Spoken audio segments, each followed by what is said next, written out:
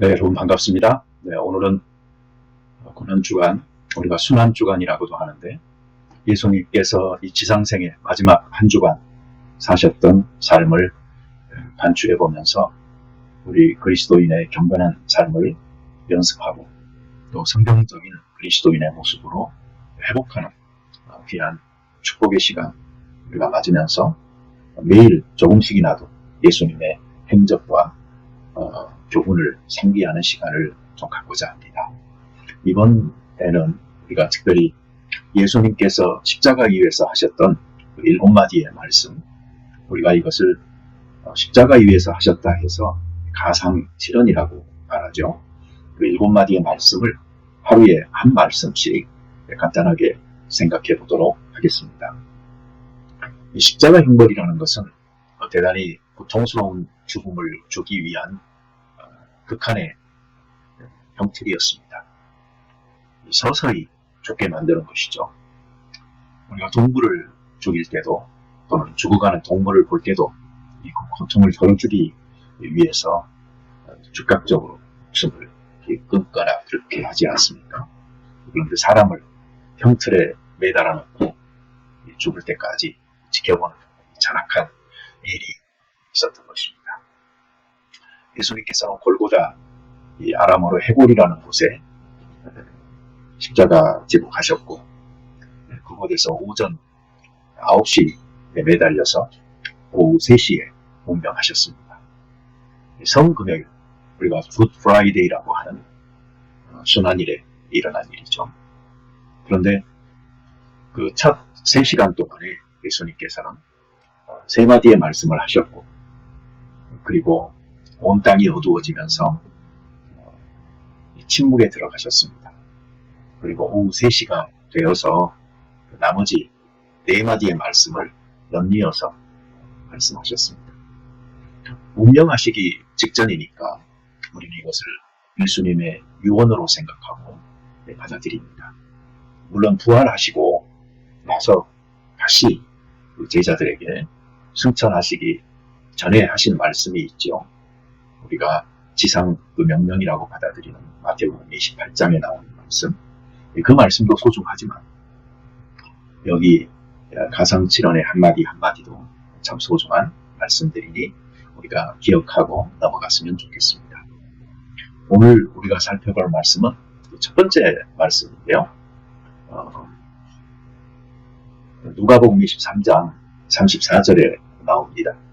아버지 저들을 사하여 주옵소서 자기들이 하는 것을 알지 못함이니이다. 이것은 용서의 기도입니다. 남을 용서한다는 거 참 어려운 일이죠. 특별히 자기 목숨이 죽게 되는 남을 생각한다는 것은 참 어려운 일입니다. 어쩌면 우리라면 턱도 없겠지요. 오히려 이렇게 하기가 더 쉬웠을 겁니다. 남의 죄가 아니고 내 죄를 사해달라. 내가 잘못했으니 용서하고 살려달라. 그런 순간에도 예수님께서는 남을 위한 용서의 기도를 드립니다. 평소에 용서를 가르치고 누구보다 앞장서 실천하셨던 예수님이셨기에 가능한 일이 더 쉬웠을 겁니다. 남의 죄가 아니고 내 죄를 사해달라. 내가 잘못했으니 용서하고 살려달라. 그런 순간에도 예수님께서는 남을 위한 용서의 기도를 드립니다. 평소에 용서를 가르치고 누구보다 앞장서 실천하셨던 예수님이셨기에 가능한 일입니다. 훈련된 삶이 이런 절대절명 위기의 순간에 이런 기도를 드릴 수 있게 한 배경이 된 셈이 있죠. 용서에 관해서 나중에 용서해야지 하는 사람은 기억해야 합니다. 오늘 용서하지 못하는 사람은 내일도 용서하기 어렵습니다. 어렵더라도 오늘 실천하면 나중에는 더 쉽게 더 잘할 수 있습니다. 예수님께서는 7번뿐 아니고 7번을 70번까지라도 용서하라 라고 하신 말씀, 이거 우리가 교훈으로 가지고 있지 않습니까? 예수님의 이 용서하시는 기도 드리는 장면에서 저는 스데반 집사님의 순교 장면을 떠올리게 됩니다. 사도행전 7장 59절 60절은 이렇게 기록하고 있죠. 그들이 돌로 스데반을 치니 스데반이 부르짖어 이르되 주 예수여 내 영혼을 받으시옵소서 하고 무릎을 꿇고 크게 불러 이르되 주여 이 죄를 그들에게 돌리지 마옵소서 이 말을 하고 자니라. 얼마나 극한 환경입니까? 그곳에서 정말로 평안합니다. 하나님을 용서하고 죄를 돌리지 마옵소서 하고 무릎 꿇어 크게 부르짖는 이 스데반, 예수님과 겹쳐지는 귀한 모습입니다. 용서 쉽지 않습니다. 하지만 어찌 보면 용서는 기본입니다. 오해죠. 우리는 용서보다 더한 말씀을 실천해야 하거든요. 원수를 사랑하고 핍박하는 자를 위해 기도하라 하셨던 말씀 기억하시죠? 마태복음 5장 44절.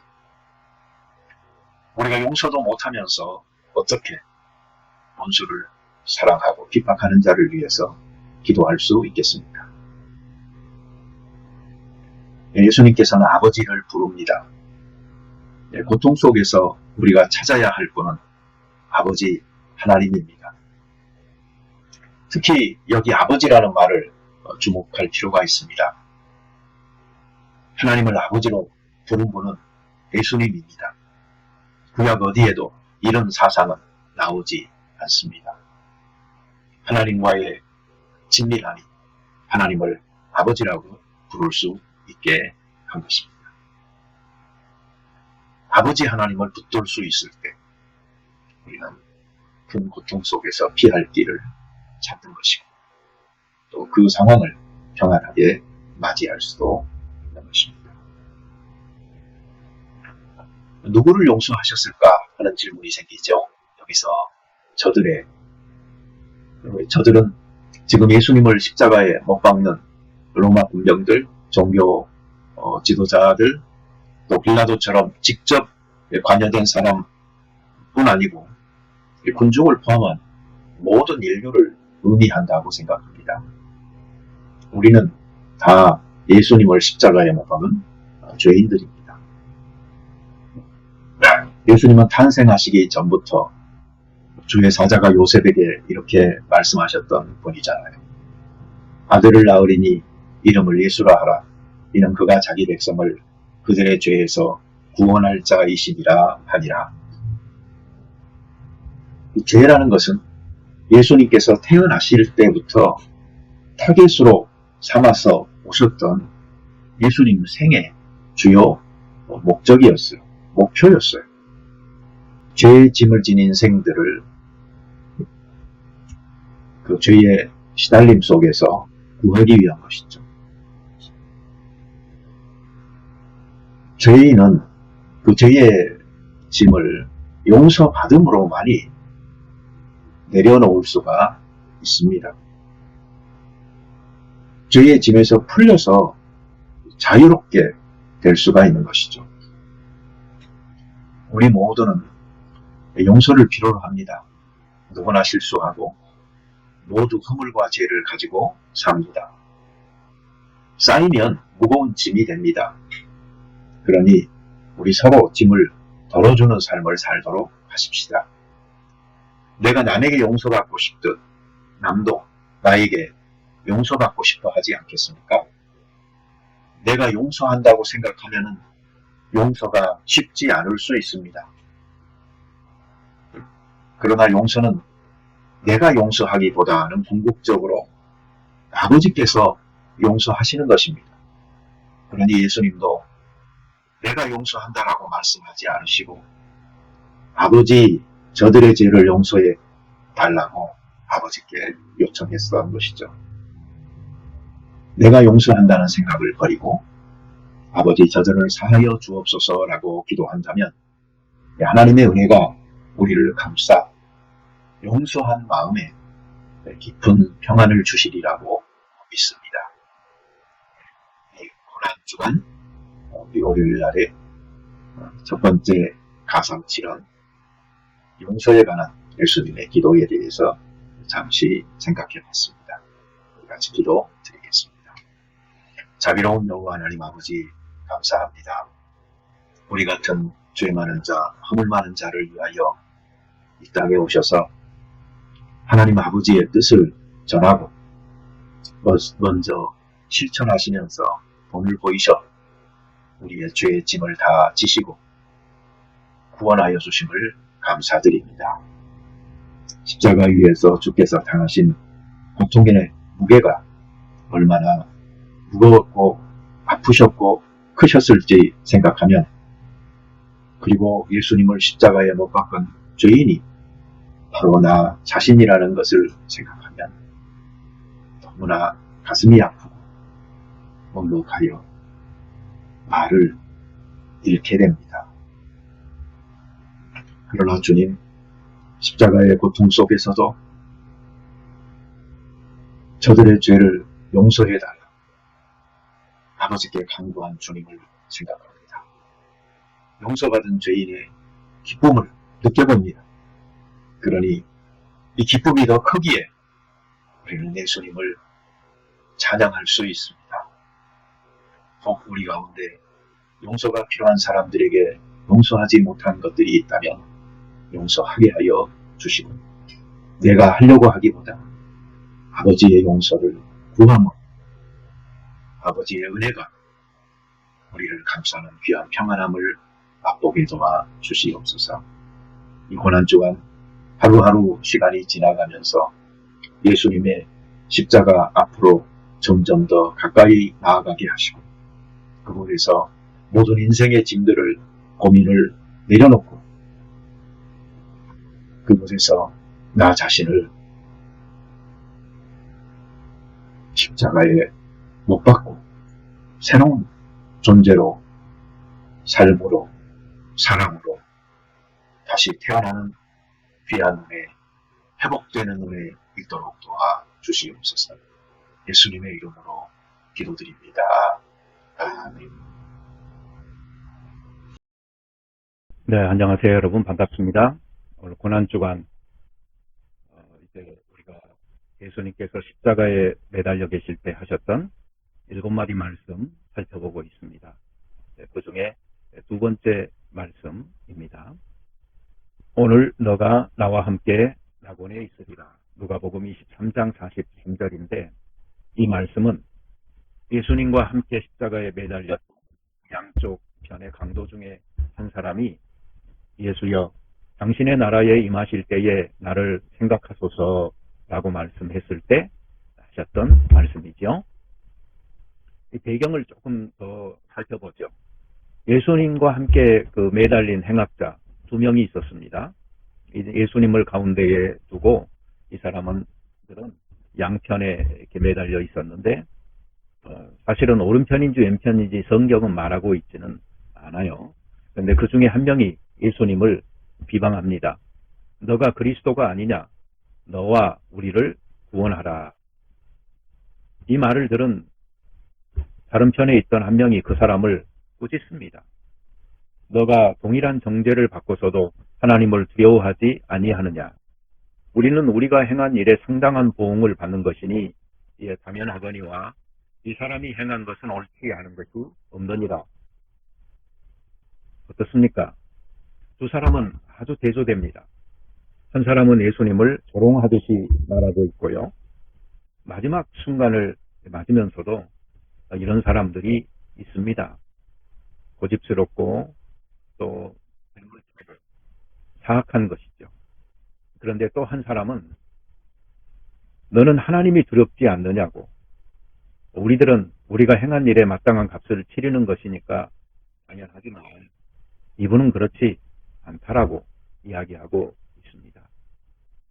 이 강도에 대해서 우리가 다음과 같은 사실을 알 수가 있습니다. 첫째로, 이 사람은 하나님을 두려워하는 사람이다. 비록 그렇지 않게 살았다 할지라도 적어도 이 마지막 순간 앞에서는 이 두려운 하나님을 느끼고 고백하고 있는 것입니다. 둘째로는 자신이 죄를 지었고 그리고 그것이 죽음의 형벌로 왔다라는 이 사실을 알고 있습니다. 어찌 보면 잘못했지만 정직한 사람인 것이죠.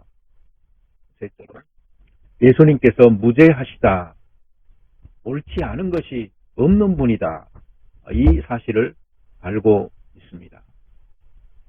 이런 배경에서 예수님께서 이 사람이 예수여 당신의 나라에 임하실 때에 나를 기억하소서라고 말했을 때에 너가 나와 함께 낙원에 오늘 있으리라 이렇게 말씀을 하셨던 겁니다. 당신의 나라, 하나님의 나라가 바로 예수의 나라라는 사실을 그가 알고 있었고, 그리고 이 나라가 임할 줄도 알고 있었고, 그리고 그곳에서 자신을 기억해 달라는 예수님의 자비를 구하고 있습니다. 대단한 믿음입니다. 비록 생전에 그가 신실하게 신앙생활을 하거나 또 열심히 봉사한 흔적은 전혀 없지요. 그렇지만 이 정도 믿음이라면은 오늘날 우리들에게도 본이 되는 믿음이라 할 수 있어요. 반면에 열심히 몸으로 일하고 또 행위로 업적을 쌓아간다고 하는 사람 중에도 이 정도의 실제적 가지고 있지 않은 사람이 있을 수가 있거든요. 그러니 우리가 이 강도에게 씌우는 그 잘못된 프레임이 있죠. 아무런 공로 없이 공짜로 마지막에 구원받은 강도. 이건 잘못된 것입니다. 아브라함도 하나님을 믿으니 그 믿음을 의로 여겼다라는 이 말씀을 비춰보면 더욱 그렇지 않습니까? 로마서 4장 3절이죠. 믿음이 중요한 것이지 행위가 구원에 관계되는 것은 아니죠. 그 행위는 그가 믿음을 가지고 있다는 것을 증명하는 것이고, 그리고 그가 가진 믿음을 감사하는 마음으로 보답하여 살았다라는 것을 증명하는 것이죠. 그래서 그 강도에게 예수님께서는 너무나 당연하게 그리고 확실하게 말씀하십니다. 내가 진실로 너게 이르노니 오늘 너가 나와 함께 낙원에 있으리라. 여러분, 우리의 구원은 어떻습니까? 예수님께서는 이 강도에게조차도 너무나도 확실하게 그리고 당연하게 이 약속하신 우리가 소유하지 못한 사람처럼 의심하거나 또 불확실한 가운데 불안해하면서 지내고 있지는 않습니까? 우리의 구원은 너무나 확실한 것입니다. 왜 그런가 하니 하나님의 나라가 예수님의 나라이고 그 나라는 바로 내 나라이기도 하기 때문입니다. 예수님은 하나님의 아들이고 우리는 예수를 믿어 하나님의 양자가 됐으니 그 나라의 상속자인 것은 당연한 일인 것이죠. 하나님 나라는 그 성격과 본질이 예수님과 함께 하는 곳입니다. 그래서 강도에게도 예수님께서는 너가 나와 함께라고 말씀하고 계십니다. 내 영혼이 은총 입어라는 찬송이 있죠. 초막이나 궁궐이나 예수님과 함께 하는 곳이 천국입니다. 어제 말씀과의 연속성에서 본다면은 우리는 죄 용서를 받고 낙원에 들어갑니다. 죄를 가지고는 들어갈 수 없어요. 죄의 싹은 사망입니다. 누구나 아버지 저들을 사하여 주옵소서라고 우리 편에 서서 변호하시는 힘입어야 천국에 들어갈 수 있습니다. 왜 그런가 하니 바로 그 방법이 하나님께서 너무나 확실하게 우리에게 약속한 구원의 길이요, 또 예수 말고 다른 구원의 길은 없다라고 성경이 선언하고 있기 때문입니다. 어떤 사람들은 이 천국과 낙원을 구별하기도 합니다. 네, 그럴 수도 있겠습니다. 그러나 그보다는 우리는 천국이 천상의 세계를 가리키는 것이라면 나고는 그 천국에서 누리는 그 성도들의 그 지복의 상태를 언급하는 것으로 생각하면 더 좋을 듯 합니다. 우리는 그곳에서 영광스러움을 경험하면서 최고의 행복을 누리게 되었습니다. 네, 안녕하세요 여러분. 고난주간 잘 보내고 계신가요? 각자가 자기 형편에 맞게끔 예수님의 생애, 그것도 그 마지막 십자가 지시는 한 주간의 사역에 집중하여서 그 고통, 그 아픔, 그리고 그 의미를 깊이 생각하는 한 주간이 된 줄로 압니다. 이제 그 중간에 우리가 왔는데, 오늘은 예수님이 십자가 위에서 하셨던 7마디 말씀 중에 그 세 번째 말씀, 아들의 그 책임이라고 할까요? 또는 사람의 도리라고 할까요? 이것에 대해서 일깨우시고 또 감당하시는 그 예수님의 모습에 대해서 생각해 보겠습니다. 이 말씀은 요한복음에 기록되어져 있습니다. 요한복음 19장 26절, 여자여 보소서 아들이니이다. 그리고 27절에 보라 내 어머니라, 이런 말씀이 나오죠. 이 말씀은 각각 예수님의 어머니 마리아와 그리고 자기의 사랑했던 그 제자 중에 요한에게 했던 말씀입니다. 다시 말하면 이제 육신적으로 이 지상에서의 생을 마감하시는 예수님께서 자기 육신의 어머니인 마리아를 자기 그 제자 요한에게 부탁하고 있는 것입니다. 이제 너가 어머니처럼 잘 돌보아 달라. 그리고 어머니, 이제 이 요한을 아들처럼 여기면서 사세요 라고 부탁을 하는 것이죠. 그리고 그 제자가 그때부터 자기 집에 모셨다 하는 이 기록이 요한복음에 나오고 있습니다. 예수님께서는 이 마리아를 여자여라고 호칭하고 있죠. 이는 하대하는 말로 오해하기가 쉬운데 사실은 그렇지 않습니다. 이 말은 높여서 부르는 말인데 한국말로 이렇게 번역이 됐네요. 이 가나의 그 혼인잔치에서도 예수님께서는 포도주가 떨어졌다라고 하는 그 어머니 마리아에게 여자여 나와 무슨 상관이 있나이까, 내 때가 아직 이르지 아니하였나이다 라고 말씀하신 적이 있습니다. 그리고 이 사역 초기에 하셨던 그 말씀을 여기 그 사역 마무리에서도 어머니보다는 여자여라는 말로 일정한 그 거리를 두시는 것을 우리가 또한 무시하지는 말아야 합니다. 예수님께서는 하나님을 아버지라고 부르시는 그 친밀함을 가지고 계셨지만은 육신의 어머니인 그 마리아를 잊지 않고 공경하는 모습으로 늘 대해 온 것을 볼 수가 있습니다. 특별히 여기 본문처럼 육신의 어머니를 제자 요한에게 부탁하는 이 장면에 예수님께서 어떤 상황에 처해 있었나 하는 것을 우리가 생각해 본다면 이 말씀이 그렇게 쉽게 나오기 어려운 말씀인데 하시고 계신다 하는 것을 깨달을 수가 있습니다. 손과 발에 못 박히시고 정말 극심한 고통을 지금 겪고 계시지 않습니까? 이 살이 찢기고 피 흘리는 그러한 순간에 예수님께서는 자기 곁에서 눈물로 그 자리를 지키고 있는 마리아와 사랑하는 제자 요한에게 이런 부탁 또는 이런 연결을 하고 계셨던 것입니다. 여러분, 고르반이라는 말 잘 아시죠?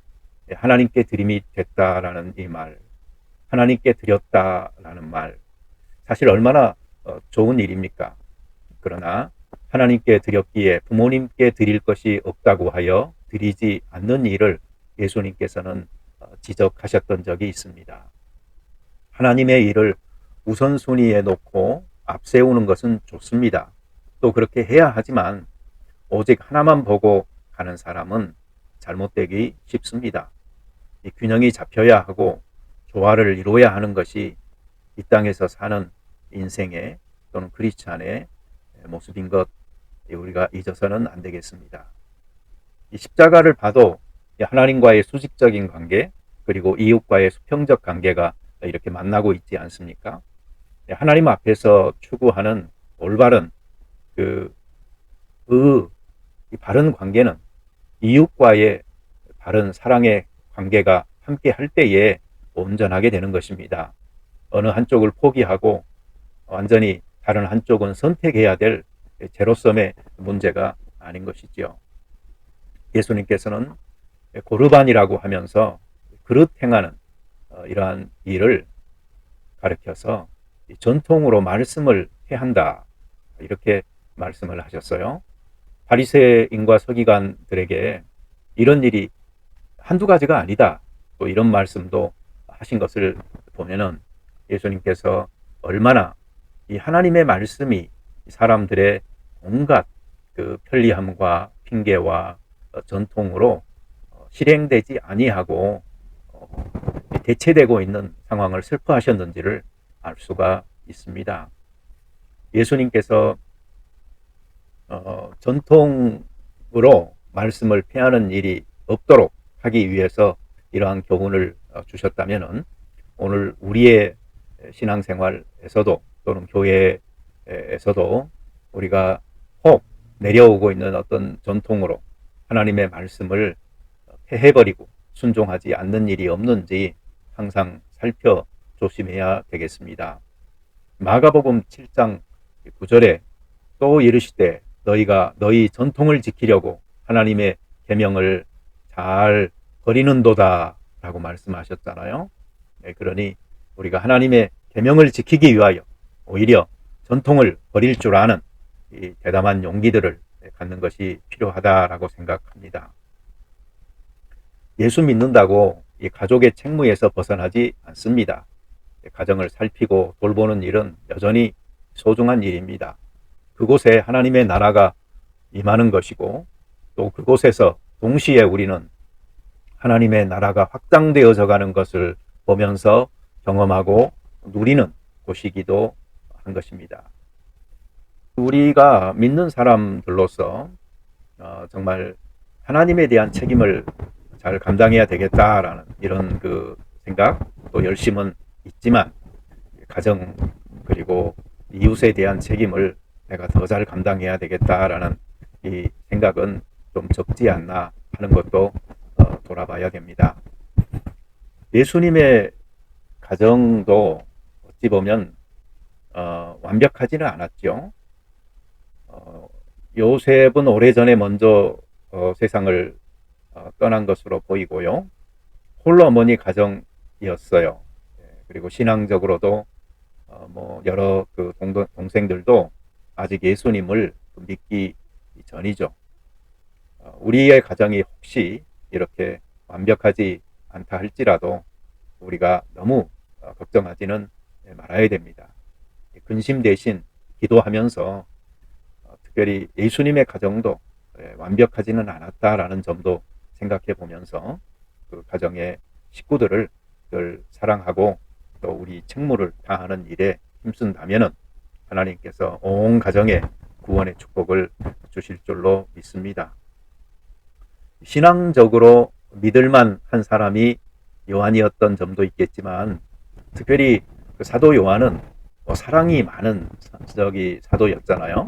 요한 1, 2, 3서를 쓰고 또 요한계시록을 쓰고 한 것을 보면은 그가 얼마나 사랑의 사도였는지, 특별히 하나님은 사랑이다라고 선언하는 이 위대한 신학적 발견, 우리가 이 사도 요한을 통해서 성경 속에 기록되어져 있는 것을 보게 되는데, 육신적으로도 그가 베드로처럼 순교하여 단명하지 않고 오랫동안 장수할 것을 아시고 예수님께서는 마리아를 부탁하셨습니다. 육신의 가정은 소중합니다. 그러나 또 우리가 생각해 봐야 될 점은 그에 못지않게 소중한 가족이 믿는 가정들입니다. 교회입니다. 그래서 사도 바울도 이렇게 말하잖아요. 우리가 기회 있는 대로 모든 이에게 착한 일을 하되 더욱 믿음의 가정들에게 할지니라. 갈라디아서 6장 10절이죠. 이 가정의 식구들, 우리가 형제 자매들에게 잘 합시다. 또한 믿음의 식구들, 형제 자매들에게도 잘 합시다. 하나님께서 우리 가운데 계시듯 하나님의 나라가 우리 가운데 이루어져 하나님의 나라를 누리고 사는 우리 모두가 되시기를 축원드립니다. 아멘. 우리 같이 기도 드리겠습니다. 자비로운 주님 감사합니다. 우리가 이 땅에 살면서 가정 속에서 태어났고 또 가정 속에서 자랐고 가정 속에서 성장하면서 사회에 진출하는 우리의 센터와 같은 곳이었습니다. 이곳에서 오랜 시간을 함께 사랑을 받고 나눈 우리의 부모님과 형제 자매님들에 대한 책임을 다 할 수 있는 저희들 되게 하시고 또한 믿음의 식구들에게도 선한 일을 항상 행하는 저희들 될 수 있게 도와주시옵소서. 혹 우리가 하나님께 헌신하고 하나님께 대한 사랑을 핑계로 사람에 대한 가정에 대한 책임을 소홀히 하는 일이 없도록 축복하여 주시옵소서. 우리가 혹 잘못 신앙을 생각하고 있다면은 깨달음도 주셔서 가정에 충실하는 일에 더더욱 힘쓰게 도와 주옵소서. 예수님께서는 이 고난의 극심한 고통 속에서도 어머니 마리아를 잊지 않았던 것을 보게 됩니다. 우리들 모두가 삶이 힘들다라고 핑계하면서 우리의 부모님에 대한 책임을 다하지 못하는 일이 없도록 축복하여 주옵소서. 예수님의 이름으로 기도드립니다. 아멘. 네, 안녕하세요, 여러분. 오늘 예수님께서 십자가 위에서 하셨던 7마디 말씀 중 네 번째 말씀에 대해서 간단하게 나누도록 합니다. 네 번째 말씀은 마태복음 27장 46절 엘리 엘리 라마 사박다니 나의 하나님 어찌하여 나를 버리셨나이까, 이 말씀입니다. 아마도 당시에 예수님께서는 아람어로 엘로이 엘로이 레마 사박다니 이렇게 말씀하셨다고 생각이 됩니다. 하지만 마태는 이 말을 히브리어로 기록을 했어요. 그래서 엘리 엘리 라마 사박다니 이렇게 되어 있습니다. 이 말은 구약 성경 시편 22편 1절 다윗의 시에 나오는 문구인데 이 말씀을 그대로 인용하셨어요. 우리도 가끔은 온 세상이 캄캄해지고 하나님께서 얼굴을 돌이키는 그런 순간을 경험하지 않습니까? 다윗은 기도하여도 하나님께서 아무런 응답도 하지 않는 경험을 이렇게 표현한 적이 있었지요. 내 하나님이여 내 하나님이여 어찌 나를 버리셨나이까, 어찌 나를 멀리하여 돕지 아니하시오며 내 신음소리를 듣지 아니하시나이까. 내 하나님이여 내가 낮에도 부르짖고 밤에도 잠잠하지 아니하오나 응답하지 아니하시나이다. 자기를 조롱하는 사람들 앞에서 하나님을 믿는 사람으로 그리고 늘 기도하는 사람으로 느끼는 감정을 그는 이 같은 시에서 이렇게 표현하기도 합니다. 나는 벌레요 사람이 아니라 사람의 비방거리요 백성의 조롱거리니이다. 나를 보는 자는 다 나를 비웃으며 입술을 비죽이고 머리를 흔들며 말하되 그가 여호와께 의탁하니 구원하실 걸, 그를 기뻐하시니 건지실 걸 하나이다. 사람들은 십자가에 달리신 예수님 주변에서 딱 이렇게 하고 있었어요. 엘리야가 와서 구원하는가 보자라고. 우리가 영적인 답답함 또는 고통 또는 하나님과의 이 벽을 느낄 때에 얼마나 고통스러운지 알 수 없습니다. 기도하여도 응답하지 않는, 마치 하나님께서 멀리 떠나 있고 죽은 하나님처럼 느껴져 온 세상이 고요하고 잠잠한 그 순간을 경험할 때가 있어요. 그리고 모든 고통은 나에게 지어져 있고 온수들은 나를 비웃고 그런 상황에서 다윗이 나의 하나님 어찌하여 나를 버리셨나이까 라고 그 심정을 토로하듯이 예수님도 여기에서 그런 같은 심정을 토로하고 있는 것입니다. 그리스도의 이 혹독한 정신적 고통을 여기에서 엿볼 수가 있습니다. 이 예수님은 하나님을 늘 아버지라고 호칭을 했습니다. 그러나 여기서는 공적인 호칭으로 하나님을 채용하여서 이렇게 말씀하고 계십니다. 이 죄 때문에 하나님께 버림받은 인간처럼 예수님 자신이 하나님께 버림당하는 이 고통을 겪으시면서 그는 아버지 하나님이 아니고 정말 하나님이신 하나님을 부르면서 이렇게 절규하고 있는 것입니다. 결국 이 말씀 속에서 예수님께서는 아버지여, 나를 버릴 만큼 저 죄인들이 중합니까? 저들을 살리기 위해서 저를 꼭 죽여야 했나요? 라고 다시 절규하고 있는 것 같지 않습니까? 제가 왜 다시라는 말을 썼냐면, 여러분 기억하시나요? 겟세마네 동산에서 예수님께서 드리신 기도를 얼굴을 땅에 대시고 엎드려 기도하셨지요.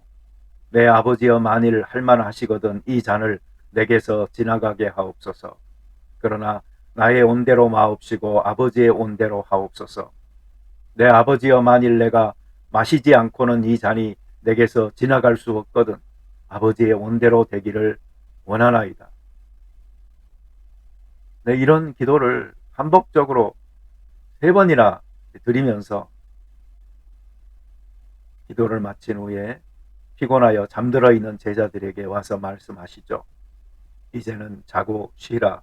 보라, 때가 가까이 왔으니 인자가 죄인의 손에 팔리느니라. 일어나라, 함께 가자. 보라, 나를 파는 자가 가까이 왔느니라. 이 장면을 생각하게 만드는 말씀입니다. 다시 말하면 겟세마네 동산에서 이미 자신의 고뇌를 아버지께 아뢰었고 또 그에 대한 확고한 하나님의 뜻을 받아들이며 순종하기로 결심하고 힘차게 그 행진을 시작하셨던 예수님께서 그 십자가 위에서 다시 그 고통스러움 앞에서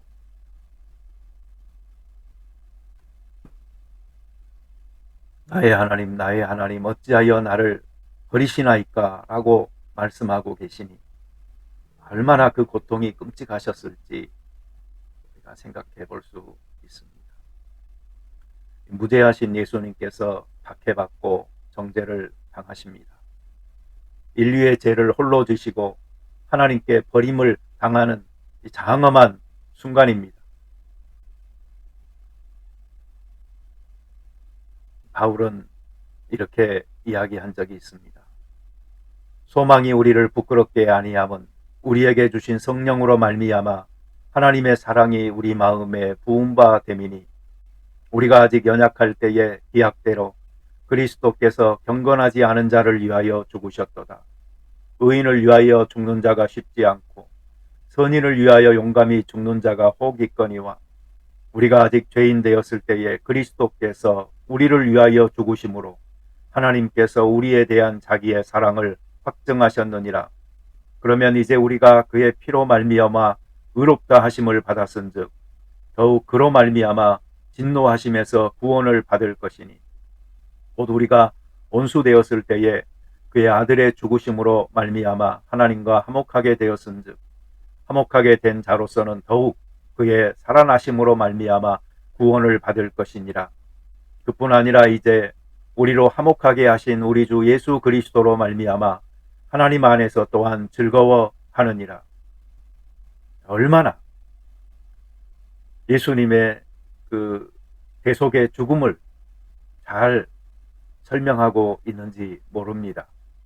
우리가 경건치 않았을 때에, 우리가 죄인이었을 때에, 우리가 하나님과 원수되었을 때에 우리를 위하여 대신 죽으신 그 예수님의 구속의 사랑, 그리고 그로 인하여 이루어진 화평함, 하나님과의 화목됨을 이야기하고 있고 그로 인한 그 즐거움을 말하고 있는 것입니다.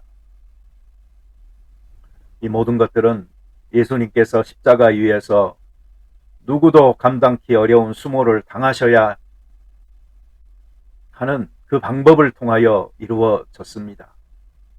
예수님께서 대신 벌받음으로 모든 죄인을 하나님과 합평케 하기 위해서 그렇게 하셨던 것입니다.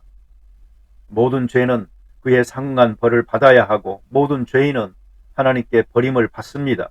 이것이 사실일진데 오직 십자가만이 하나님과 인간을 화해시키는 방법이었던 것입니다. 고통 속에 나를 내맡기고 끝까지 충성하신 그 순종의 길을 예수님께서는 가셨습니다. 예수님의 이런 모습을 히브리서에서는 이렇게 표현했지요. 그가 아들이면서도 받으신 고난으로 순종함을 배워서 온전하게 되셨은즉 자기에게 순종하는 모든 자에게 영원한 구원의 근원이 되시고 하나님께 멜기세덱의 반차를 따른 대제사장이라 칭하심을 받으셨느니라. 끝까지 고통스러운 그러나 충성하는 길을 가심으로 순종을 배우셨던 그리스도. 우리도 본받아 이렇게 믿음의 길을 가고 있는 것이죠. 예수님께서는 하나님과 사람 사이에 놓인 막힌 담을 십자가로 허무셨습니다. 그래서 에베소서 2장 11절부터는 이렇게 선언합니다. 그러므로 생각하라. 너희는 그때의 육체로는 이방인이요 손으로 육체에 행한 할례를 받은 무리라 칭하는 자들로부터 할례를 받지 않은 무리라 칭함을 받는 자들이라. 그때에 너희는 그리스도 밖에 있었고 이스라엘 나라 밖의 사람이라. 약속의 언약들에 대하여는 외인이요 세상에서 소망이 없고 하나님도 없는 자이더니 이제는 전에 멀리 있던 너희가 그리스도 예수 안에서 그리스도의 피로 가까워졌느니라. 그는 우리의 화평이신지라 둘로 하나를 만드사 온수된 것 곧 중간에 막힌 담을 자기 육체로 허시고 법조문으로 된 계명의 율법을 폐하셨으니 이는 이 둘로 자기 안에서 한 새 사람을 지어 화평하게 하시고 또 십자가로 이 둘을 한 몸으로 하나님과 화목하게 하려 하심이라. 온수된 것을 십자가로 소멸하시고 또 오셔서 먼 데 있는 너희에게 평안을 전하시고 가까운 데 있는 자들에게 평안을 전하셨으니 이는 그로 말미암아 우리 둘이 한 성령 안에서 하나님께 나아감을 얻게 하려 하심이라. 그러므로 이제부터 너희는 외인도 아니요 나그네도 아니요 오직 성도들과 동일한 시민이요 하나님의 권속이라. 이 놀라운 선언, 이것은 오로지 예수님의 대속의 죽음이 있었기에 가능했던 것입니다. 대속의 죽음이 무엇입니까? 대신 값을 치른 죽음이지 않습니까? 우리의 죄값을 예수님께서 홀로 십자가 지심으로 그렇게 치르셨던 것입니다. 그리고 그 결과는 하나님과의 화목함이었던 것이죠. 그러니 우리는 십자가를 생각할 적마다 예수님에 대한 감사가 우러나오는 것이고 또 우리가 현재 살아가고 있는 삶이 예수님의 그 십자가의 정신과 반대되는 길로 가고 있는 것은 아닌가 늘 조심스럽게 물어보면서 걸어가게 되는 것입니다. 우리의 거룩함을 위하여 내어주신 그 예수님의 고귀한 육체 생각할 적마다 우리가 거룩한 걸음을 더더욱더 열심히 걸어가는 믿음의 성도들이 되도록 힘써야 할 것입니다. 또한 십자가가 선언하는 이 하나님과 화목됨의 그 축복이 얼마나 고귀한 값을 치르고 된 것인가를 깨닫고 하나님과 화목한 상태에서 누리는 큰 기쁨을 날마다 우리가 축복으로 누리는 사람들이 되어져야 되겠습니다.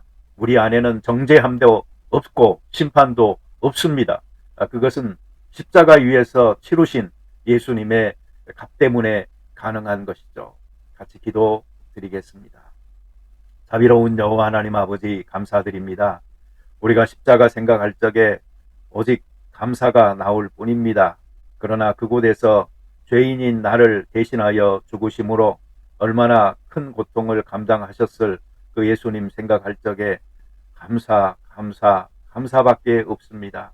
정말 나 같은 죄인 위하여 대신 죽을 수 있나 생각해 보면은 얼마나 이 은혜가 하나님의 큰 사랑인지 모르겠습니다. 우리가 하나님과 화목하게 되어진 이 놀라운 사실이 예수님의 핏값이라는 것을 깨달을 수 있도록 하시고 거룩한 성도의 삶을 살아갈 수 있도록 도와주시옵소서. 우리가 말하는 것이나 행하는 것이나 한 걸음 한 걸음 걸어갈 적마다 예수님이 가신 십자가의 길을 걸어가듯 뒤따를 수 있도록 도와주심으로 말미암아 예수님께서 이루신 이 화목의 길 안에서 누리는 위대한 평안을 경험하고 또 그 안에 우리의 삶을 잘 건축해 나갈 수 있게 도와주시옵소서. 예수님의 이름으로 기도드립니다. 아멘. 네, 안녕하세요. 반갑습니다. 오늘 예수님의 순환일입니다. 예수님께서 십자가에 달리시고 그리고 죽으신 날입니다. 굿프라이데이라고 말은 하지만 많은 그리스도인들에게 이 순환일은 예수의 고통 속에 참여하는 아픔과 경건으로 그 의미가 함축되지 않나 싶습니다. 우리가 가상칠언 십자가 위에서 하신 예수님의 말씀을 하나씩 살펴보고 있는데 오늘 그 5번째 말씀으로 내가 목마르다 하는 말씀 같이 살펴봅니다. 요한복음 19장 28절에 있는 말씀이죠. 그 후에 예수께서 모든 일이 이루어진 줄 아시고 성경을 응하게 하려 하사 이르시되 내가 목마르다 하시니, 요한복음 19장 28절입니다. 이 구절에서 우리는 몇 가지 사실을 알 수가 있습니다. 먼저 살펴볼 것은 예수님께서는 육체적 고통을 실제로 느끼셨다라는 사실입니다. 예수님께서 당하신 십자가의 고난은 실제입니다. 완전한 인생을 지니신 분으로 십자가 형벌의 고통을 온몸으로 느끼며 감당하고 계시다 하는 사실을 알 수가 있습니다. 가상칠언 중에서 가장 짧은 말씀입니다. 이 헬라어는 동사 자체에 그 인칭 표시가 가능합니다. 그렇게 되어 있어요. 아예 구조가. 그렇기 때문에 주어나 대명사 없이도 말이 돼요. 그래서 단어 하나로 끝나는 말이 바로 이 내가 목마르다라는 말입니다. 딥사오라고 하는 이 짧은 외침, 그 고통이 얼마나 컸을까 짐작해 봅니다. 예수님께서 여지껏 얼마나 큰 고통을 겪으셨습니까? 채찍에 맞으시고 창에 찔리시고 대못에 박히시고, 그런데 그 모든 고통을 묵묵하게 참으셨는데 그 육체적 고통 속에서 마침내 갈증으로 그 신음소리를 내신 것입니다. 물 한 방울 못 마신 채 뜨거운 태양 아래 십자가에 매달려서 찢기시고 터진 그 상처마다 피를 쏟아내셨을 테니 얼마나 혹독한 갈증이 있었겠습니까? 왜 이렇게까지 해야 됐을까요? 그것은 인간의 고통을 친히 경험하기 원하셔서였습니다. 감당하기 원해서였습니다. 그래서 고통받는 연약한 사람들을 더 진정으로 이해하기 원하셨던 거죠. 어제 살펴봤듯이 하나님께 버림받는 정신적, 영적, 단절의 고통도 친히 당하심으로 하나님과 이 벽을 쌓고 있는 인생을 더 잘 이해하고 공감하셨던 것과 같습니다. 히브리서 4장에 보면은 이런 말씀이 있어요. 우리에게 있는 대제사장은 우리의 연약함을 동정하지 못하실 리가 아니요 모든 일에 우리와 똑같이 시험을 받으신 이로되 죄는 없으시니라. 여기서 이 동정한다라는 이 말은 옛날 한글 개역 한글 성경에 보면은 체휼한다라는 말로 되어져 있었습니다. 그래서 이 동정한다, 체휼한다, 우리의 고통을, 우리의 연약함을 충분히 경험하려고 이해하고 안다라는 말씀인 것입니다. 자기를 비워서 하늘 보좌 버리고 이 땅에 오신 예수님께서 우리의 연약함을 온 마음과 몸으로 동정하였듯 우리도 우리의 형제 자매들을 온 마음과 체험으로 온전히 공감하며 동정할 필요가 있습니다. 그래서 베드로전서 3장 8절에 보면은 마지막으로 말하노니 너희가 다 마음을 같이하여 동정하며 형제를 사랑하며 불쌍히 여기며 겸손하며 9절 악을 악으로 욕을 욕으로 갚지 말고 도리어 복을 빌라 이를 위하여 너희가 부르심을 받았으니 이는 복을 이어받게 하려 하심이라 이렇게 이야기하고 있는 것입니다. 내가 목마르다. 얼마나 극심한 육체적 고통 속에서 외치신 그 한마디의 말씀인지 이렇게 우리를 충분히 알고 계시는 예수님이고 하나님이시니 우리 그분 앞에 나아갈 때에 담대합시다. 두려워 말고 나를 이해하시고 사랑하실 준비가 항상 되어져 있는 이 예수님께 어떤 문제이든 어떤 아픔이든 가지고 나아가기를 꺼려하지 말고 주저하지 말고 나아가서 엎드려 아뢰고 간구하여 해결함을 받는 우리가 되도록 하십시다. 또 한 가지 우리가 이 말씀을 통해서 알 수 있는 것은 이 내가 목마르다 이거 역시도 그 예언의 성취라는 사실입니다. 예수님께서 이 말씀을 하신 이유도 이 말씀을 이루기 위함이었습니다. 예수님께서는 단순히 당신 자신의 고통을 호소하니라고 이 말씀을 하신 게 아닙니다. 이것은 의도적인 목적이 있는 말씀이었는데 그것은 성경으로 응하게 하려 하사 성경에 예언된 그 메시아가 바로 예수님이라는 사실을 그리고 하나님의 아들이심을 보여주기 위함이었던 것입니다. 예수님은 구원자입니다. 주님입니다. 오직 예수님만이 해결할 수 있는 그 인생의 근원적인 목마름을 우리는 가지고 있습니다. 아무도 채워줄 수 없는 그 공허한 구석을 예수님을 만나야 해결되는 것이죠. 성경에서 이 목마르다, 이 가라다 이것은 불행이요, 고통이요, 형벌입니다. 반면에 생수는 행복이요, 축복입니다. 이 현실에서도 그렇지만 이 마지막 날에도 역시 마찬가지로 적용이 가능합니다. 예수님께서 하신 그 부자와 거지 나사로 이야기 중에서 이 세상에서 온갖 향연을 누리던 부자가 지옥에 떨어져 그 처해에 있는 상태가 어떻게 성경에 기록되어져 있습니까? 누가복음 16장 24절에 보면은 아버지 아브라함이여 나를 긍휼히 여기사 나사로를 보내어 그 손가락 끝에 물을 찍어 내 혀를 서늘하게 하소서 이 불꽃 가운데서 괴로워하나이다 라고 이야기하고 있습니다. 이 지옥에서의 그 목마름, 불꽃 가운데서의 이 타는 목마름 이것은 바로 이 불행한 인생, 고통 그리고 형벌을 의미하는 것입니다. 그래서 예수님께서는 사마리아 수가성 여인에게 이런 말씀을 하셨죠. 너가 만일 하나님의 선물과 또 너게 물 좀 달라 하는 이가 누군 줄 알았더라면 너가 그에게 구하였을 것이요 그가 생수를 너게 주었으리라. 그리고 예수님께서는 자신이 주는 이 생수와 여인이 우물에서 기르려고 했던 야곱의 그 우물 물과 대조해서 말씀하십니다.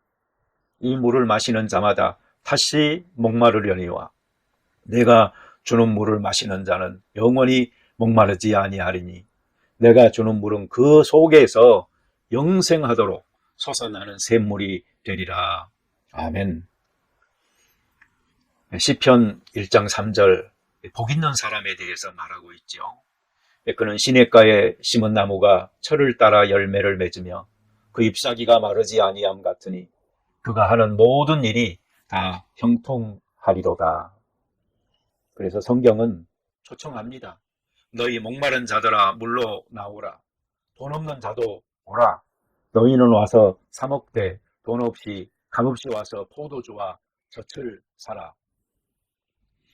아직 이 행복을 누리지 못하고 있다면 계속 목마른 불행에 머무르지 말고 예수님께 속히 나오시기 바랍니다. 직접 목마름을 경험하신 예수님께서 목마른 인생의 고통과 불행을 충분히 아시면서 초청하고 계십니다. 목마른 사슴이 시냇물을 찾듯이 생수이신 예수님을 갈망하여서 만나시기 바랍니다. 생수로 목을 축이고 시냇가에 심은 나무처럼 철을 따라 열매를 맺고 그 잎사귀가 마르지 아니하는 모든 일이 다 형통하시기를 바랍니다. 또한 예수님을 만나서 이 생수의 축복을 이미 경험한 사람들이라면 이제 세상을 향해서 외칠 수 있어야 합니다. 나는 내 인생의 근원적인 목마름이 해결되었노라고. 나는 예수님 한 분으로 이제는 만족하여 살아갈 수 있노라고. 사실 이것이 크리스찬들이 누리는 큰 복이 아닙니까? 그런데 우리가 예수님을 믿는다고 하면서도 이 고백 없이 살아간다면 진정 예수 믿는 그 기쁨과 마음속에서 넘쳐나는 평화를 누리지 못하고 있는 것입니다. 우리 모두 예수님 앞에서 이 목마름 없이 세상 속에서 항상 만족하면서 살아가는 행복한 사람들 되어서 이 땅에서뿐만 아니고 저 천국에서까지 이어지는 영원한 행복을 지금부터 누려서 영원한 시간까지도 우리의 것으로 확실하게 소유하는 사람들 되어지기를 소망합니다. 마지막으로 우리가 생각해 볼 것은 사람은 무엇을 목말라 하면서 사느냐에 따라서 그 인생이 달라진다라는 사실입니다. 한번 예수님의 그 지상에서의 생을 돌아봐 보세요. 허물과 죄로 고통받는 인류를 구원하기 위해서 오셨고 첫째 아담은 실패했지만 둘째 아담이신 예수님께서 온전히 아버지를 순종하여 섬기며 사시다가 대속의 죽음으로 인류의 죄값을 치루심으로 구원의 문을 활짝 열지 않았습니까? 우리가 어떤 목마름을 가지고 살고 있는지 돌아봅시다. 오늘날도 예수님의 이 목마름을 느낄 수 있는 사람들이 예수님의 마음에 합한 사람으로 살아갈 수 있습니다. 예수님처럼 영혼에 대한 목마름, 인류 구원에 대한 목마름을 가지고 사는 사람들 될 때에 땅의 것으로 만족하지 아니하고 위의 것을 찾으며 사는 사람들이 될 수 있으리라 믿습니다. 여러분 구약 성경 사무엘하 23장에 보면은 이런 말이 있습니다. 베들레헴 성문 곁 우물물을 누가 내게 마시게 할까? 이것은 다윗이 자기 소원을 말한 것입니다. 베들레헴 성문 곁 그 우물물을 마시고 싶은데 그 베들레헴 성까지 가려면 블레셋 사람들이 진을 치고 있어서 지금 못 가기 때문에 안타까운 마음으로 이 소원을 말을 한 것입니다. 그런데 그 말을 들은 그 3명의 용사가 블레셋 사람의 진영을 돌파하고 지나가서 베들레헴 성문 곁 우물물을 길어가지고 다윗에게 옵니다. 다윗은 목숨을 걸고 갔던 사람들의 피라고 하면서 물을 마시지 않고 여호와께 부어서 드립니다. 하나님의 마음, 예수님의 마음, 성령님의 이 근심을 생각하면서 사는 사람들인 우리들에게 이러한 충성스러움이 과연 있는 것입니까? 블레셋 진영을 돌파하고 지나가서 베들레헴 성문 곁 우물물을 길어오려는 담력과 용기가 오늘 우리에게 있어야 하지 않겠습니까? 예수님께서 십자가 지신 이날에 우리가 어떤 생각을 가지며 어떤 목마름을 가지고 무엇을 추구하며 살아가고 있는지를 돌아보는 귀한 날이 되어졌으면 좋겠습니다. 우리 같이 기도하시겠습니다. 주님, 우리의 목마름을 해결하기 위하여 주님 스스로 육체적 고통의 최악을 경험하시면서 내가 목마르다라고 그 고통스러움을 표현하셨습니다. 내가 당할 고통인데, 내가 당할 죽음인데, 나는 그리 죽어도 마땅한 사람인데, 죄 없는 예수님께서 나를 대신하여 죽으심은 얼마나 큰 하나님의 사랑인지,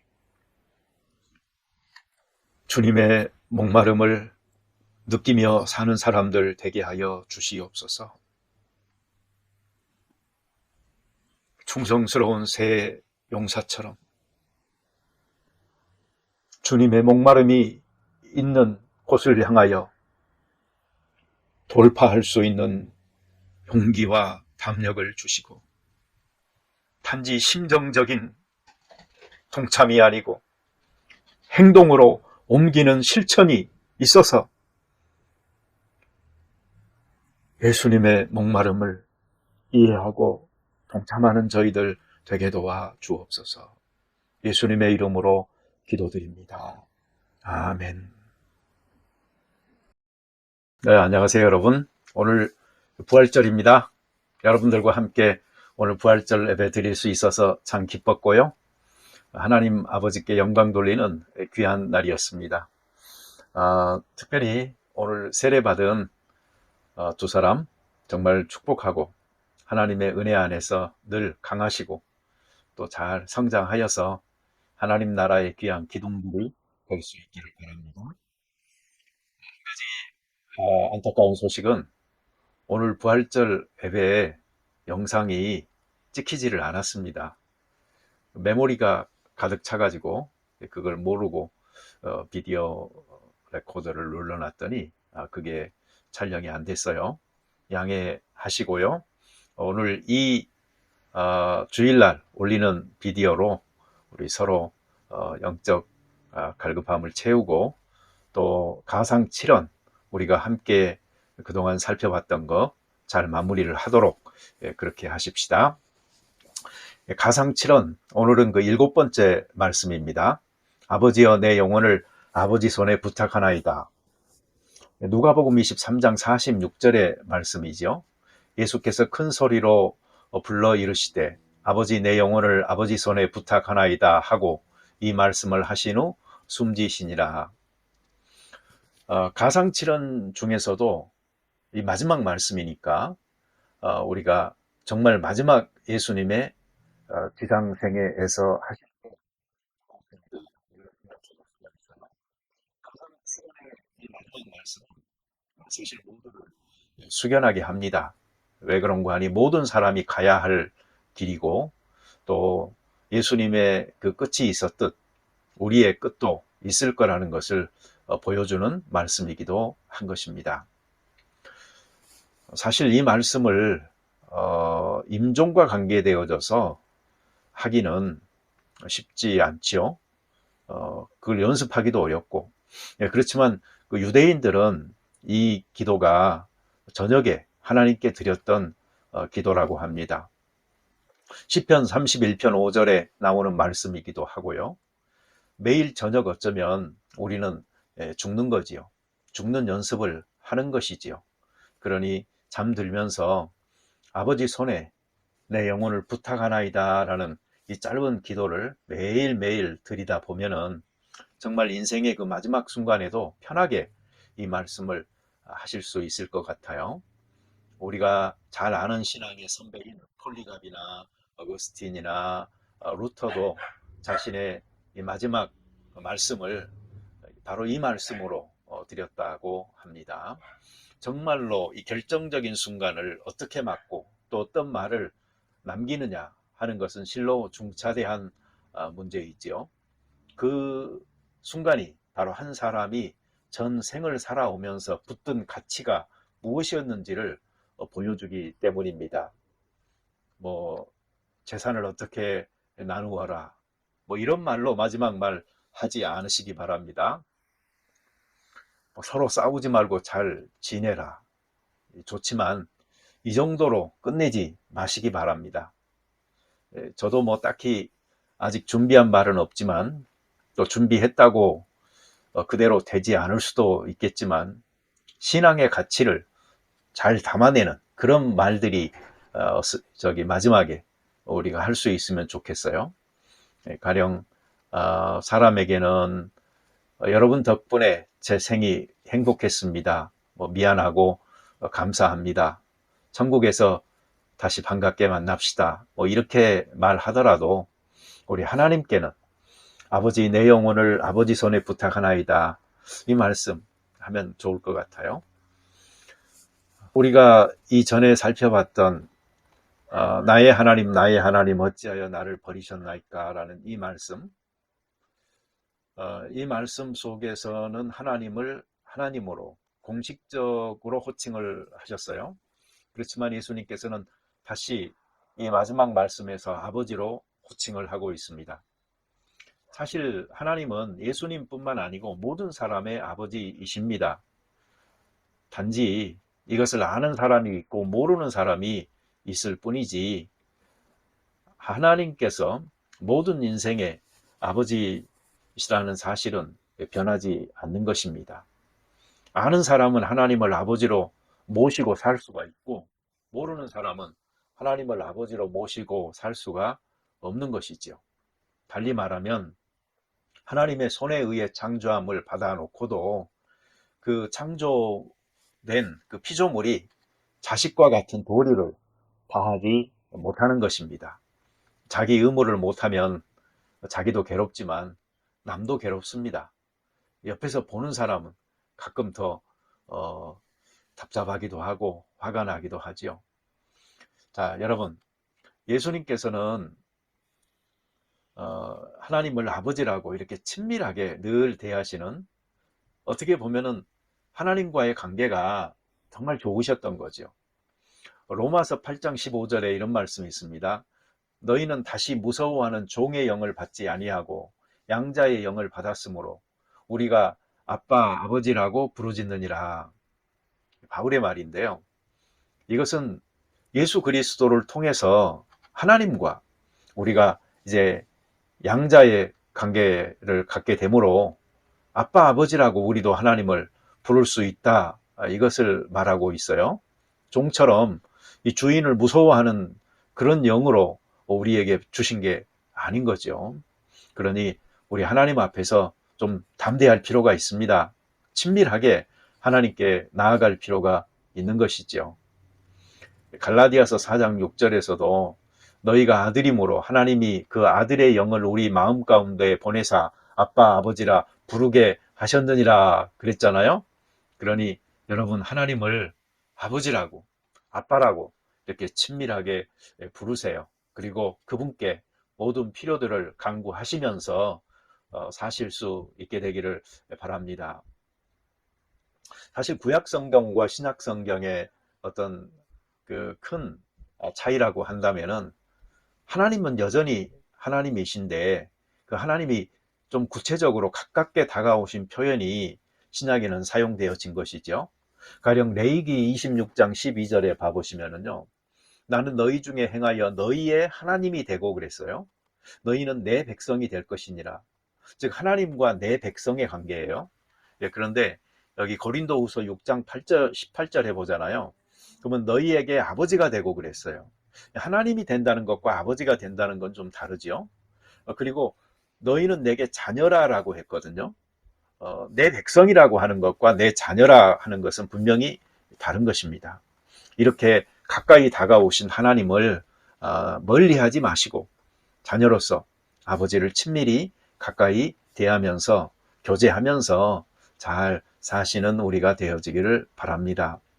궁극적으로 모든 사람은 아버지께 돌아갑니다. 예수님께서도 자신의 임종을 수락하시고 자진하여 자신의 생명을 내어 주셨어요. 그래서 아버지와 아들의 회복이 이루어집니다. 아버지의 품에 안긴 영혼 얼마나 편안하고 또 기쁠지. 여러분, 천하보다 귀한 영혼이라고 하지 않습니까? 이 영혼은 바로 아버지의 집을 향해서 가야 되는 것이고, 또 바른 그 주인의 품에 안겨서 행복할 수 있는 것입니다. 이 말씀을 하신 후 숨지시니라. 숨졌다는 말은 숨을 쉬어내셨다라는 말이에요. 마지막 호흡으로 심장이 멈춘 겁니다. 사람들은 임종할 때에 좀 긴 호흡을 마지막에 내쉰다고 합니다. 여러분, 우리의 이 마지막 호흡, 이 호흡이 끊기는 그 순간까지 우리 속에는 예수의 심장이 살아있지 않습니까? 그 심장이 뛰고 있지 않습니까? 그것은 우리의 마음 속에 바로 예수의 마음을 품었기 때문이고 예수의 심장이 우리 안에 있기 때문입니다. 그러니 이 끊임없는 생명력으로 부활의 능력으로 우리 가운데서 지속적으로 우리를 일깨우면서 하나님을 위한 자녀로서의 삶을 능력 있게 살기 원해 내 안에서 긴 호흡으로 근심하기까지 하시면서 우리를 돌보고 계시는 성령님의 은총에 힘입어서 의지하면서 잘 사는 우리가 되어졌으면 좋겠습니다. 예수님이 운명하시고 15장 38절에 보면은 성소 휘장이 위로부터 아래까지 찢기어 둘이 되니라 하는 말씀이 나옵니다. 성소 휘장이 위로부터 아래까지 찢겨서 둘이 됐다. 이것은 놀라운 사건입니다. 히브리서에서는 이것을 이렇게 해석을 하고 있습니다. 10장 19절입니다. 그러므로 형제들아 우리가 예수의 피를 힘입어 성소에 들어갈 담력을 얻었나니 20절입니다. 그 길은 우리를 위하여 휘장 가운데로 열어놓으신 새로운 살 길이요 휘장은 곧 그의 육체니라. 이 찢겨진 그 휘장이 바로 예수님의 육체라는 말입니다. 곧 예수님의 그 십자가에서의 죽음으로 말미암아 예수께서는 새로운 길을 여신 것이고 우리들은 이 예수의 피를 힘입어서 성소에 들어갈 담력을 얻게 되는 것입니다. 그러니 우리 더 담대하게 이왕 아버지로 모셨으니 그리고 이 예수의 피를 앞세우고 사는 것이니 하나님께 나아가서 우리의 필요를 아뢰고 또 그 지혜와 능력 힘입어 이 세상에서도 잘 사는 우리가 되어졌으면 바랍니다. 이 장면을 지켜보고 있던 백부장이 이런 말을 합니다. 하나님께 영광을 돌려 이르되 이 사람은 정녕 의인이었도다. 사형을 집행한 백부장이 이렇게 말을 한 것입니다. 그리고 48절에 보면은 이를 구경하러 모인 무리도 그 된 일을 보고 다 가슴을 치며 돌아갔다. 예수님의 죽음은 의인의 죽음이었습니다.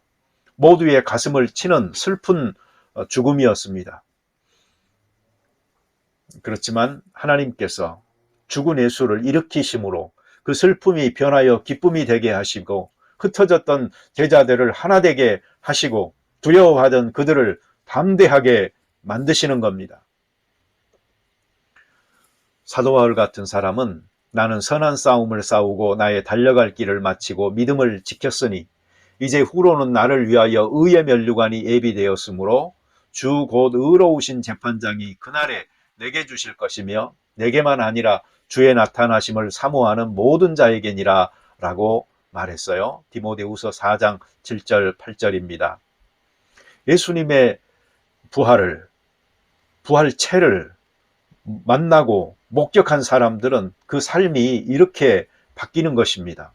피박자에서 증거자로 바뀐 사도 바울은 자기의 평생의 삶을 선한 싸움을 싸우듯이 달려갈 길을 달려가듯이 열심히 뛰었고 믿음을 지켰고 그리고 그에게는 이제 의의 면류관이 예비되었다는 것을 말하고 있는 것이니까 이렇게 산 생이 후회가 있을 수가 없는 것이죠.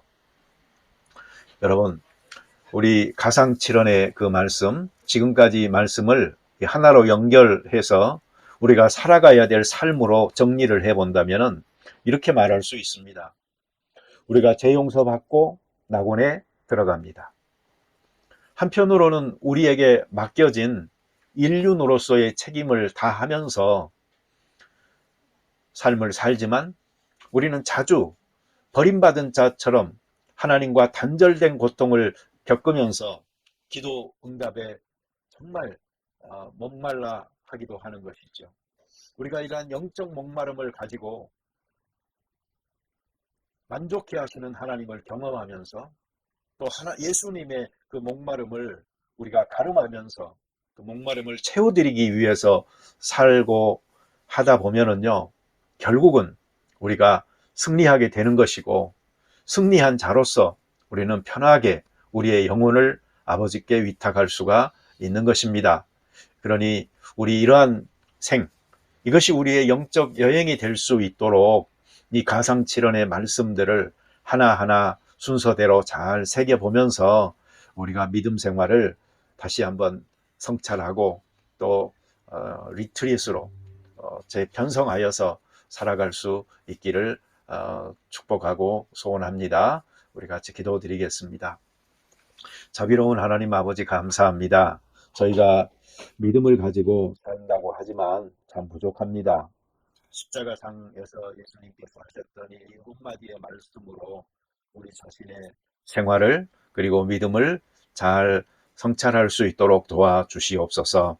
정말 예수님께서는 어떤 가치가 중요했는지를 보게 하시고 예수님께서는 어떤 삶을 사셨는지 보게 하시며 우리가 어디에까지 이르렀고 어디까지 가야 되는지도 보여주심으로 말미암아 각자에게 필요한 결단으로 하나님 앞에 응답할 수 있는 저희들 되게 하여 주시옵소서.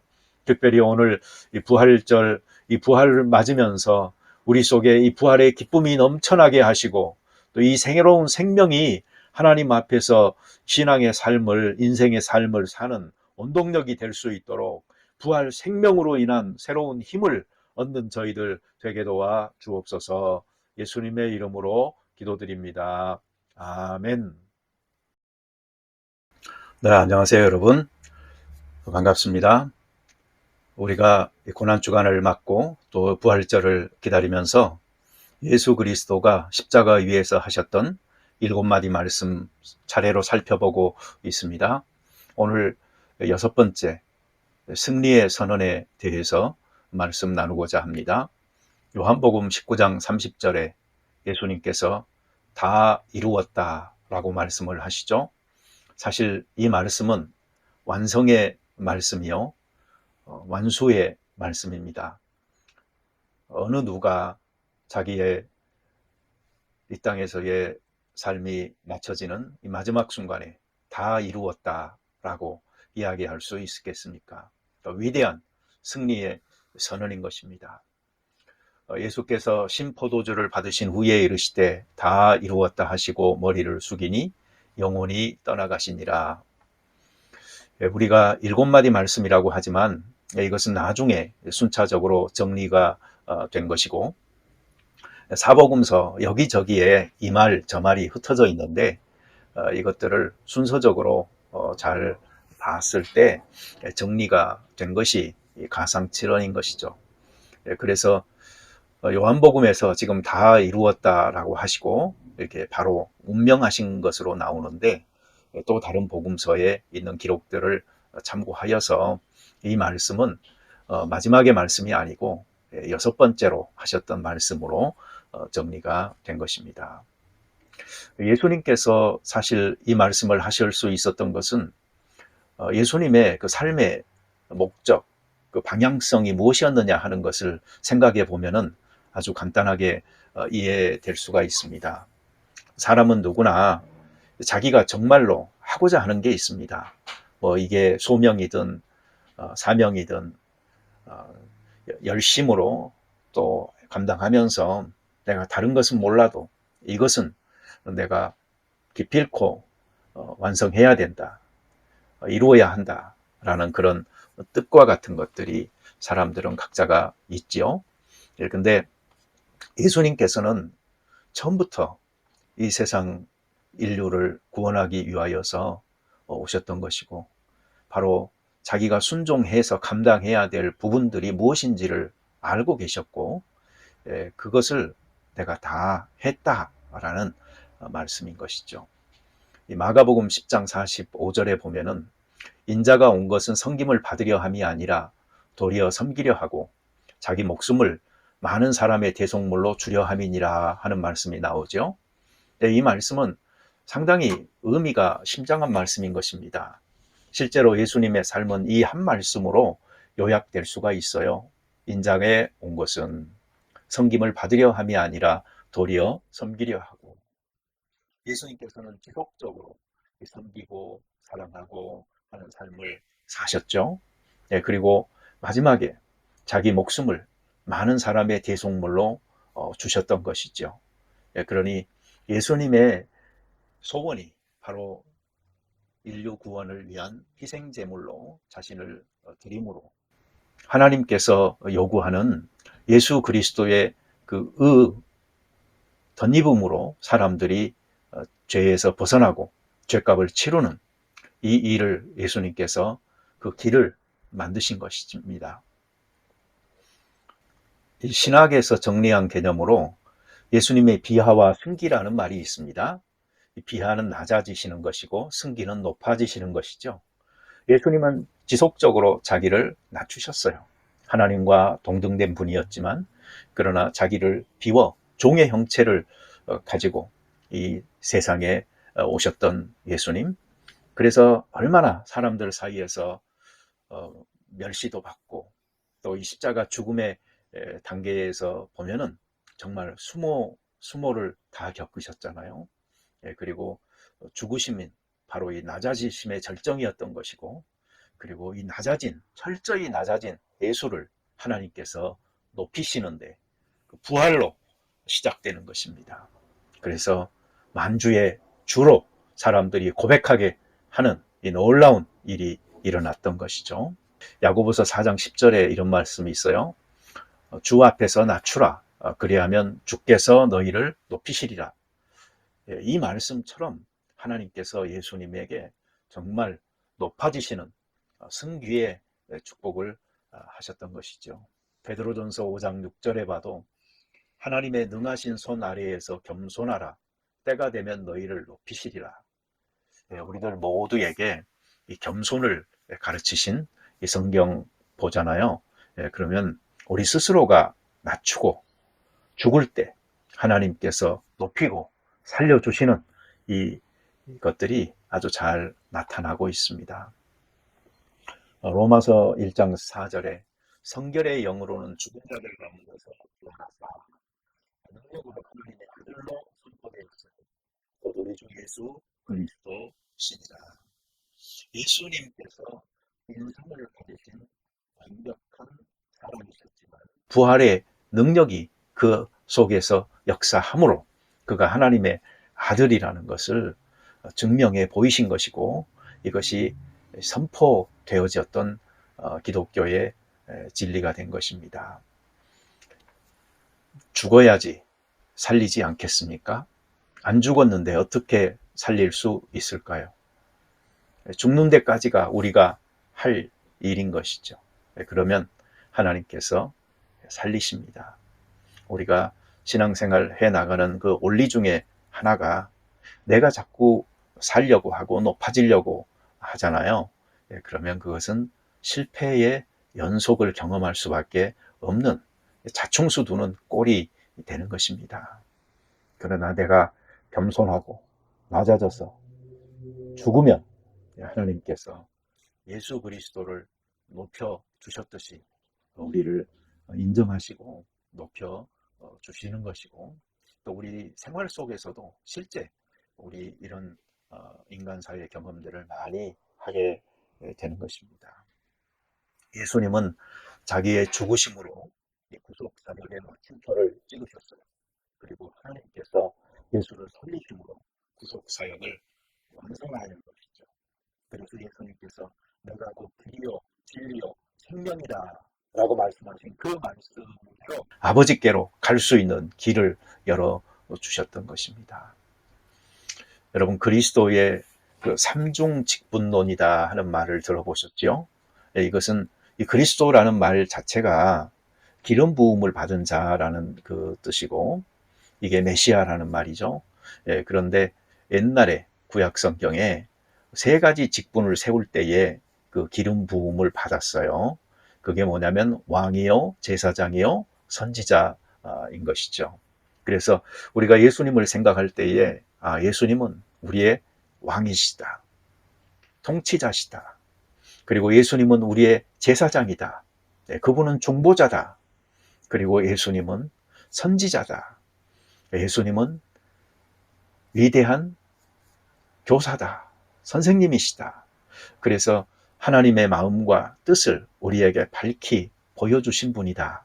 이런 점에서 이 선지자 역할을 하셨던 예수님인 것을 알 수가 있습니다. 예수님께서 내가 다 이루었다라고 말씀하시는 또 다른 한 측면에서의 의미는 바로 하나님에 대해서 알려줄 만큼 알려줬다. 그 마음을 내가 전했다. 본으로서 내가 보여줬다. 라는 그 완성의 의미도 있다라고 저는 생각합니다. 그래서 우리는 예수님의 이 말씀이 기록된 성경 속에서, 예수님의 그 행함이 기록된 성경 속에서 하나님을 만나게 되는 것이고 영적 참 지식을 갖게 되는 것입니다. 다 이루었다. 대부분의 사람은 아쉬움을 표하고 세상을 떠납니다. 자기의 한 생에 대해서 감사하고 떠나는 사람도 그렇게 많지는 않은 것 같아요. 그렇지만 예수님께서는 다 이루었다. 흡족해 하시면서 이 세상을 떠나셨습니다. 누군가의 임종을 지켜볼 때에 사실 나 행복했다고, 그리고 감사하다고, 내가 먼저 간다고, 이제 곧 보자고, 이렇게 떠나는 사람은 참으로 행복한 사람입니다. 우리가 나그네로서의 그 삶을 사는데 이 세상의 삶이 나그네고 천국이 본향이라면 그 본향으로 감에 있어서 그 걸음이 얼마나 기쁘겠어요. 머뭇거리지 않을 수 있죠. 우리를 기다리고 계시는 하나님을 누군가의 영생에 들어가는 이 축복. 우리는 단지 잠깐 빌려서 살았고 이제 우리의 영혼이 하나님의 나라 낙원에 들어가게 되고 또 마지막 날에 우리의 육체도 다시 부활하여서 예수 그리스도와 더불어 영생을 천국에서 영원한 이 교제로서 나눌 수 있다는 이 축복, 대단한 축복입니다. 그래서 사도 바울도 내가 그리스도를 아는 지식이 가장 고상하고 예수 그리스도 그 부활에 참여하기 위해서 내가 최선을 다해서 표대를 향해서 쫓아간다 라고까지 이야기하지 않았습니까? 그러니 우리 모두 다 이 세상에서 삶을 마치는 그날까지 이 선한 싸움을 위한 경주를 열심히 다 하시다가 주님께 갈 때에 다 이루었다. 이런 말을 꼭 하고 갈 수 있기를 바랍니다. 이 삶이 행복한 삶이에요. 이 삶이 후회 없는 삶인 것입니다. 우리 같이 기도 드리겠습니다. 자비로운 주님 감사합니다. 다 이루었다라는 이 한마디 말씀 속에서 예수님의 수고로움을 느껴봅니다. 이 한마디의 말씀을 하시기 위하여 얼마나 많은 인내로 사람들 사이에서 사셨고 그 연약함을 경험하셨고 또 악함을 맞으면서도 사람들에게 끊임없이 섬김과 사랑을 베푸셨는지 우리 그리스도의 이 오랜 인내로 받게 된 구원의 축복에 감사하면서 살 수 있게 도와주시옵소서. 또한 우리의 삶도 미완성으로 끝나는 삶이 아니고 정말 내가 주를 위해서 무슨 일을 해야 하겠다라는 분명한 목적, 뜻을 세우고 살아가므로 마지막 때에 이 말을 자신 있게 할 수 있는 사람들 되게 하시고 그렇게 우리의 생이 허공을 치는 삶이 아니고 표대를 향하여 분명히 나아가는 삶이 될 수 있도록 축복하여 주옵소서. 예수님의 이름으로 기도드립니다. 아멘.